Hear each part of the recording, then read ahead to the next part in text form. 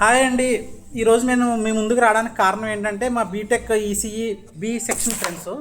ఎందుకు అంటే కొంతమంది మా ఫ్రెండ్స్ అలెక్కే చిట్టి పికెల్స్ గురించి వీడియో చేయమన్నారు. అసలు ఏంటి అలెక్కే చిట్టి పికెల్స్ ఏంటి, అసలు ఏంటని నాకు ఇప్పుడు దాకా నేను ఎప్పుడు చూడలేదు.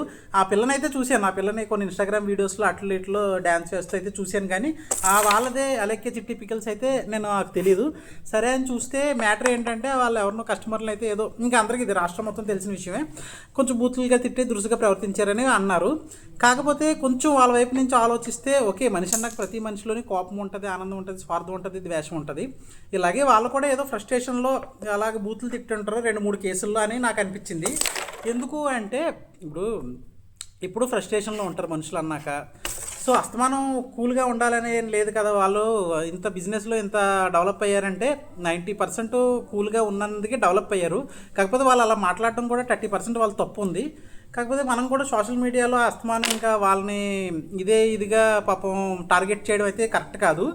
ఇంకొకటి నాకు అనిపించింది ఏంటంటే, ఇప్పుడు ఇంత సంపాదించిన బిజినెస్ కదా, పాపం తండ్రి లేని పిల్లలు ఏదో మిస్టేక్ అయితే చేశారు. నాకు అసలు వాళ్ళ గురించి కూడా తెలియదు, వాళ్ళు ఎవరో కూడా తెలియదు. వాళ్ళ గురించి ఎందుకు పాజిటివ్గా మాట్లాడుతున్నాను మాత్రం నాకు చుట్టాలు కాదు, రిలేషన్ కాదు.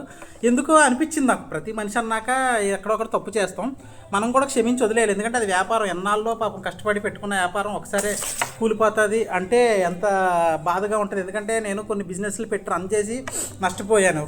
దానివల్ల నా బాధ ఎలా ఉంటుందో నాకు తెలుసు. సో వాళ్ళైతే కొంచెం క్షమించి మళ్ళీ వాళ్ళ బిజినెస్ చేసుకోవడానికి మీరు అందరూ సహకరిస్తారని వాళ్ళు నాకు రిలేషన్ కదా, ఏం కాదు, మామూలుగా చెప్పాను. అందరూ ట్రోల్ చేస్తున్నారు కదా, అందరూ ట్రోల్ చేస్తే ఇంకా ఏముంటుంది పాపం, మనుషులు అన్నాక తప్పులు అయితే చేస్తారు కదా.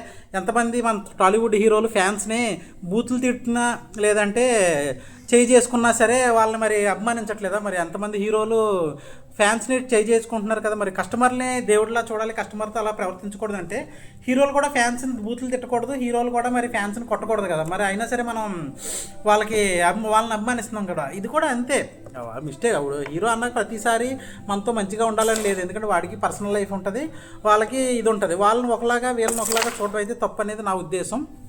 సో ఇది నా ఒపీనియన్. అసలు వాళ్ళు నీ ఒపీనియన్ ఏంటి అడగమన్నారు కాబట్టి అసలు సెర్చ్ చేసి ఇది అందరూ ట్రోల్ చేస్తుంటే నాకు చాలా బాధ అనిపించింది. ఎందుకు అంటే ఇందుకేమాట. ఇది నా ఒపీనియన్. మీరైతే మీ ఒపీనియన్ చెప్పండి.